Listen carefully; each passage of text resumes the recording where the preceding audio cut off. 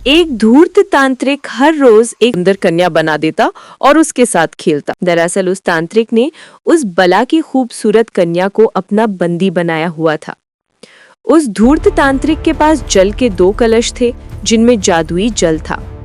तांत्रिक उनमें से बाएं कलश के पानी की कुछ बूंदें लेकर जब वो सुंदरी पर छिड़कता तो वो एक बंदरिया बन जाती, और जब दाएं तरफ रखे कलश के पानी के कुछ छींटे कन्या रूपी उस बंदरिया के ऊपर फेंकता तो वो वापस अपने असली रूप में आ जाती। ये सब बहुत लंबे समय से चलता आ रहा था। साधु जब दिन में बाहर जाता तो सुंदरी को बंदरिया बना देता, और जब रात में वापस अपनी कुटिया में लौटता तो फिर से उसे सुंदर कन्या और उसके साथ खेलता।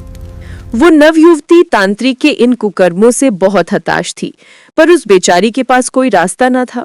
अगर वो साधु के जाने के बाद बंदरिया के रूप में वहाँ से भाग भी जाती, पर मैं बंदर बनने से डरती हूँ। बंदरिया बनकर ही रह जाती। मैं क्या करूँ? अब कम से कम रात के समय तो उसे अपना असली रूप मिलता है।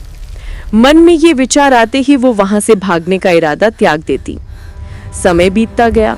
संजोगवश एक दिन शिकार की तलाश में घूमते घूमते राजा विक्रमादित्य उस घने जंगल में आ पहुंचे।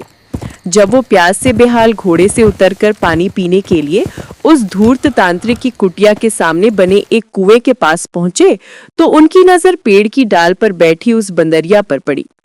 शुरू में तो राजा विक्रमादित्य ने उसे एक साधारण बंदरिया ही समझा, पर राजा विक्रमादित्य को देख उस बंदरिया ने उछल कूद शुरू कर दी। जब राजा विक्रमादित्य ने उसकी यह हरकत देखी तो उस पर गौर किया तो महसूस हुआ जैसे वो बंदरिया अजीब ढंग से उछल कूद करते हुए उनसे कुछ कहना चाहती है।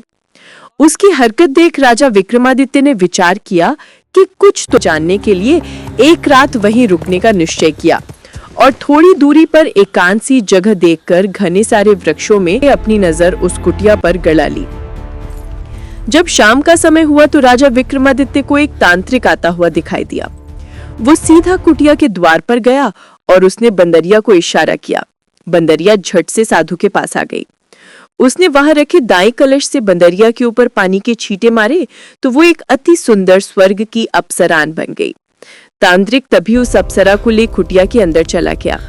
सारा माजरा देख राजा विक्रमादित्य की आंखें फटी की फटी रह गई। उन्हें घोर आश्चर्य हो रहा था। उन्हें उस नजारे पर बिल्कुल भी यकीन नहीं हो रहा था जो उन्होंने अभी चंद क्षणों पहले देखा था। एक बार तो राजा विक्रमादित्य ने सारा भेद जानने के लिए उस कुटिया में जाने का निश्चय किया, पर फिर वो कुछ सोचकर वहीं रुक गए।